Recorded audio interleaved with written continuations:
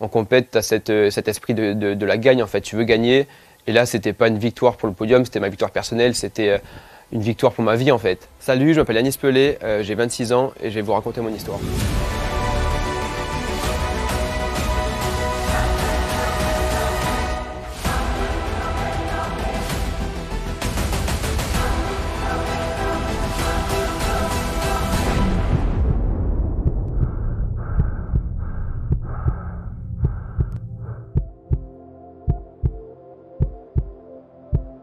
J'ai grandi dans un petit village dans les Alpes-Maritimes, à Saint-Almas-le-Selvage. C'est un village de 70 habitants près des Orons, où en fait on était un groupe d'une vingtaine d'amis, où on faisait tout en vélo. On adaptait des jeux classiques pour enfants en vélo et on était constamment sur un vélo, jusqu'à en venir à créer des petits chemins à droite à gauche, à faire des petites compétitions entre nous. Donc c'est un peu comme ça qu'est venue ma passion pour le vélo, donc tout à fait naturellement. En 2011, j'ai fait ma première compétition à Oron, c'était une maxi avalanche, donc une mass start. Je devais avoir 12-13 ans, je pense. Généralement, on commence dans les 5-6 ans, voire 10 ans, mais ouais, j'ai commencé quand même assez tard. Donc j'avais vraiment un très faible niveau à ce moment-là, mais j'adorais ça, j'étais ultra motivé. Donc en 3 ans, j'ai beaucoup progressé pour atteindre du coup le niveau mondial en 2016. J'étais en catégorie junior et je commençais une belle saison, j'avais fait des podiums en course régionale. J'avais fait 19e à la Coupe du Monde de Leogang en Autriche, donc c'était un rêve qui se réalisait. Je me souviens, arrivé en bas de mon run, j'avais mon ami Melvin et mon père qui étaient présents, on a crié, c'était juste fou, tu vois, c'était un peu un rêve qui se réalisait, j'étais sur un petit nuage. C'est vrai qu'à ce moment-là, j'étais dans un état d'esprit où j'avais envie de bien faire, j'étais ultra motivé et j'étais en pleine progression, donc je sentais vraiment le truc venir. Et puis mon rêve, c'était de vivre du vélo un jour et d'être dans un team, donc j'avais ça en tête quand même.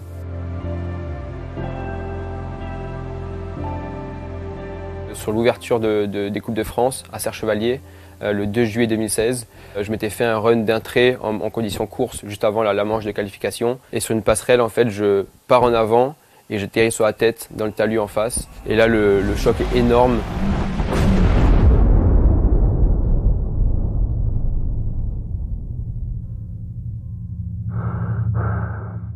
Ça m'a coupé le souffle en fait, et comme par réflexe, je me mets debout pour mettre les bras en l'air, pour retrouver mon souffle, j'enlève mon casque, et là j'ai une douleur énorme au niveau du dos. Donc je m'allonge par terre, et j'avais un ami qui me tenait les jambes qui étaient pliées, et je me souviens en fait que mes jambes petit à petit elles tombaient sur le côté sans que je puisse les retenir. Et donc à ce moment-là, je me suis posé beaucoup de questions, tu te rends compte entre guillemets un peu de la gravité de ce qui se passe, même si c'est très flou et tu te demandes vraiment ce qui se passe. Et de là, tout va très vite, hein. Tu as les premiers secours qui arrivent, le PGHM, ils te mettent sous morphine et tu es vite héliporté. Mais j'ai un souvenir frappant où c'est les amis de mon club en fait, qui ont aidé les pompiers à porter le brancard. Et je leur demandais qu'est-ce qui se passait, qu'est-ce qui m'arrive, pourquoi moi. Donc là, tu es rempli de questionnements en fait. À l'arrivée d'Yanis, avant même que des examens radiologiques ne soient faits, l'examen neurologique témoignait d'un impact au niveau de la colonne vertébrale. Il y avait un impact direct sur la moelle épinière. Son examen neurologique était considéré comme ce qu'on appelle un examen neurologique complet. C'est-à-dire qu'il n'y avait plus rien. À partir de là, s'enchaîne une course contre le temps. Mon dernier souvenir, c'est dans le scanner de l'IRM, où suite à ça, j'ai plus aucun souvenir jusqu'à mon réveil du coup en soins intensifs. Le chirurgien vient me voir et en fait m'explique que l'opération s'est bien passée, qu'ils m'ont installé une arthrodèse sur mon dos. Donc c'est 2 tiges de titane accrochées avec des sortes de pinces sur mes vertèbres. Et donc m'explique que je me suis fracturé 2 vertèbres, T7, T8, et que la moelle épinière a été touchée. Tout ce que je sens, c'est des fourmillements et une masse qui cloue mes jambes sur le matelas, comme si elles étaient enfouies dans du sable. Alors c'est ça être paraplégique. Être à moitié enterré. Vivant en haut et mort en bas. À ce moment-là, pour moi, en fait, c'est impossible d'y croire. C'est inconcevable d'imaginer une vie en fauteuil roulant, surtout que j'habite en montagne, je suis passionné de sport. Du coup, je mets en tête dès cet instant que je vais remarcher et je vais remonter sur mon vélo, c'est une certitude. Il n'y a pas d'autre issue possible. Quelques jours après l'opération, on me ramène mon téléphone et là je reçois une centaine de messages. Je vois des photos des pilotes sur la course qui avaient fait des stickers, ils avaient écrit mon prénom sur leur maillot, etc. Et là, ça me fait des frissons d'en parler, tu vois. Tu tu te sens porté, tu es comme sur un petit nuage et en fait tu veux pas non plus décevoir toutes ces personnes qui te soutiennent, qui croient en toi. T'as une dose d'amour énorme au quotidien, il y a des gens qui viennent te voir tous les jours, il y a mes parents qui étaient là, mes proches, la famille du vélo qui m'ont énormément soutenu, donc ouais, c'était une force incroyable que j'ai vraiment ressentie. Ouais. J'ai confiance en la vie. J'ai confiance en moi. Je suis une personne chanceuse avec une bonne étoile. Je vais remarcher. Oui. Je vais remarcher. Cette phrase, elle a été hyper importante et c'est ouais, c'est comme un mantra en fait. C'est un mantra qui te guide et qui te porte au quotidien. Ouais. Sur chaque page, il y a quand même pas mal de fois où c'est écrit. Je pense que c'est écrit plus de 500 000 fois peut-être. C'est énorme. Le fait de l'écrire en amont de mon process mental, ça permettait de s'imprégner de cette phrase au plus profond de soi-même et d'y croire dur comme fer en fait. D'abord, tu fermes les yeux et t'actives tes neurones. Dans ta tête, une étincelle jaillit de l'obscurité. Elle allume un courant électrique qui se met à parcourir tout ton corps. Il descend vers ta nuque, passe dans ton dos, raccroche tes vertèbres entre elles et libère ta moelle épinière. Puis ce courant électrique continue. Il sait où il doit aller. Il connaît le chemin par cœur. Il passe par ta poitrine et descend vers tes jambes, jusqu'à tes orteils. Et à chaque fois qu'il touche un muscle, ça fait des étincelles et ça crée des nouveaux courants. À l'extérieur, il se passe rien. Mais à l'intérieur, des milliers d'étincelles éclairent ton corps. Et maintenant, ces courants transmettent une impulsion à tous tes muscles qui se mettent à bouger ensemble. Tu sens ton corps en mouvement. Tes jambes qui se déplient, tes pieds qui s'enfoncent dans le sol. Mais t'es pas seulement en train d'avancer. T'es en chemin pour réaliser ton rêve. Ces exercices mentaux, du coup, c'est Guillaume Néry et Fabien Barrel qui me les ont conseillés.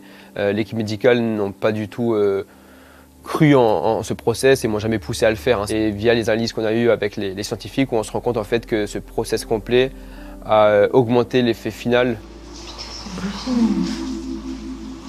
Même les deux en même temps, tu le fais carrément là. Laisse. Ah, punaise. Ah, on lâche encore, je refais la fois. Pour moi, j'étais vraiment comme un robot et j'étais là pour récupérer mes jambes et pour faire rien d'autre. Et je mettais de tout de côté ce qu'on pouvait m'apporter au niveau de l'apprentissage en fait, d'une vie en fauteuil roulant, des choses qu'on te met en place au quotidien pour t'aider, tout ça je l'ai refusé. Après mes séances de rééducation sur le plateau, je revenais dans ma chambre, je refaisais les séances de rééducation tout seul ou avec l'aide de mes parents, le soir pareil, enfin j'arrêtais jamais en fait. Et les médecins, les kinés me disaient que j'en faisais trop, que ça pouvait être négatif sur ma récupération. Mais pour moi en fait j'avais pas de temps à perdre et toute l'énergie que j'avais je la mettais là-dedans quoi.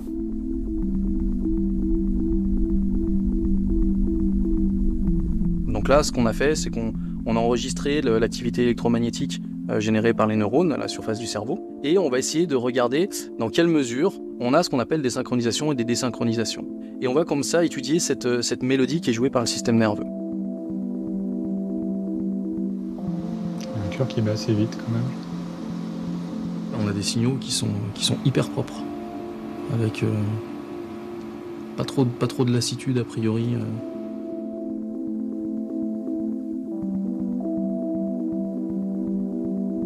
Pour autant, on n'a pas encore de preuves scientifiques de l'efficacité véritable de ce travail-là. Ça questionne du coup sur qu'est-ce qui se passe.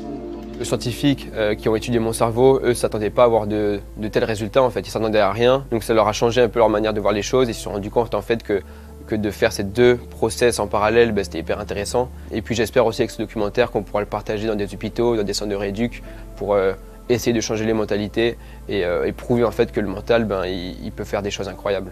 Tu vois, ici, j'ai extrait des images qui sont issues des films, où donc on a un arrêt avec le travail lors de la simulation du geste, donc lors de l'imagerie motrice en tant que telle, ce qu'on préconise de faire, et là, lors de l'imagerie de guérison.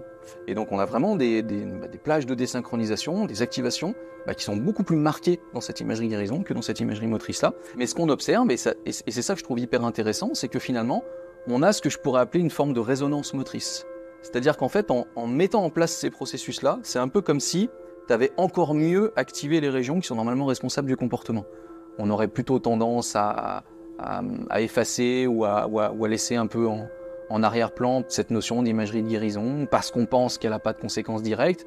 Et là, les résultats, ils ont un peu ce côté fracassant qui est de dire, bah ouais, mais sauf qu'il y a peut-être d'autres effets auxquels on n'avait pas pensé et qui résultent en partie de ça.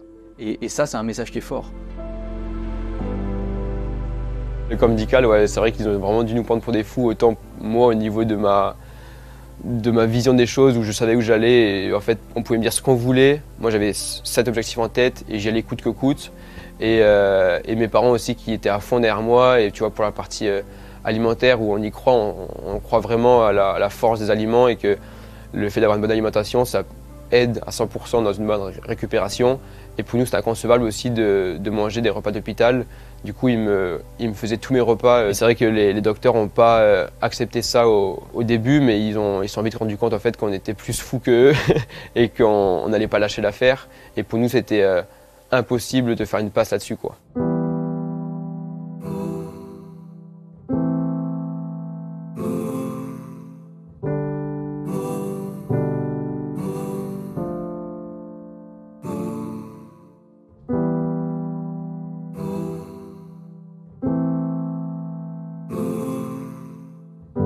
Au bout de 3 mois et demi, j'ai fait mes premiers pas entre les barres parallèles.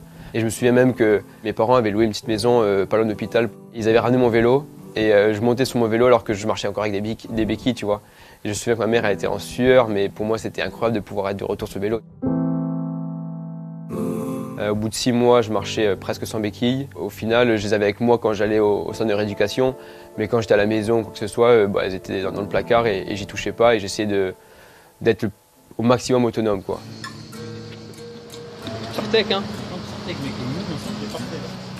Grand travail de longue haleine. Là, le focus y est un peu.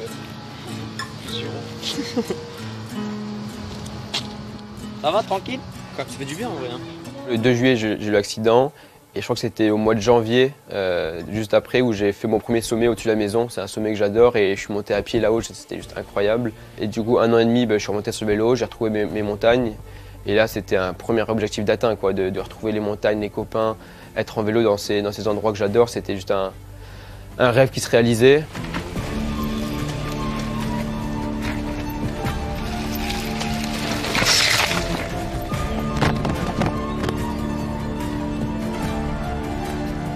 Comme ça, non? J'ai vraiment mal là quand même. Là? Mais je pense que c'est le coup, hein. Ouais. C'est pas la terre fémorale, ça va. En fait, t'es rentré genre droit et tu fais rien. Morale, toujours porter un casque. Sinon, on finit comme moi, tout escarpé. Mais mes proches, ils ont peur quand même quand je suis sur le vélo, c'est sûr. Hein. Mais ils savent que c'est ça qui me rend heureux, ils me font confiance. Et je pense que ça les rend 1000 fois plus heureux de me voir heureux sur un vélo que de me voir dans mon canapé à pas faire grand chose. Allez mon Yanis, il reste pas long là, 10 minutes. 10 minutes là? Ouais. Ouais, en courant. Vas-y. Oh le bonheur. Allez, tape là. Ah oh, la folie. Bien joué.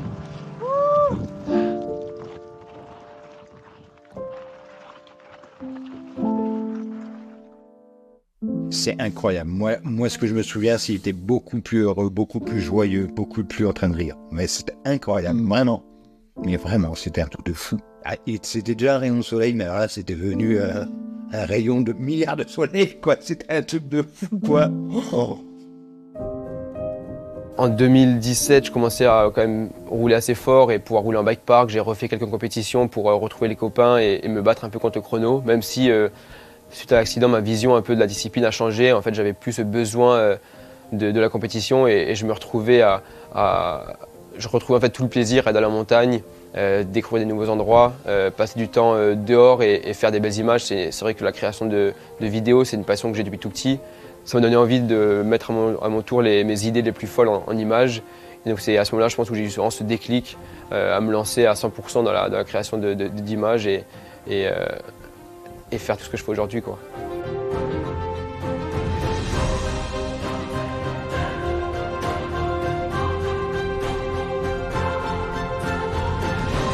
Je vis de ma passion, je réalise un rêve de gosse, donc je réalise des projets vidéo et notamment là j'ai un projet qui va sortir au printemps, c'est World Tour, c'est un tour du monde un peu à notre manière qui sortira en avril sur YouTube. Et en parallèle aussi, j'organise une course de VTT, donc le stand-up enduro. C'est un événement caritatif où on reverse tous les fonds à la recherche en moelle épinière.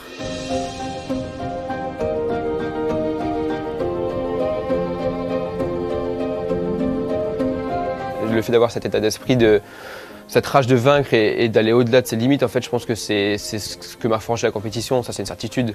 En compète, tu as cet esprit de la gagne, en fait. Tu veux gagner. Et là, c'était pas une victoire pour le podium, c'était ma victoire personnelle, c'était une victoire pour ma vie, en fait. On veut partager un message d'espoir, prouver en fait que la force de l'esprit et le mental peut faire de grandes choses. Maintenant, c'est pas quelque chose qui peut marcher à 100%. On apporte une clé, en fait, une clé qui pourra aider ceux qui sont dans notre cas et les aider au quotidien, leur apporter déjà un état d'esprit plus positif, une force de se battre. Et même si c'est pas quelque chose qui va marcher à 100%, ça pourra leur apporter que des bonnes choses pour la suite. Et ouais, c'est juste partager des beaux messages d'espoir, partager aux gens des belles valeurs et leur donner envie de sortir, de profiter et de profiter de la vie à 100%.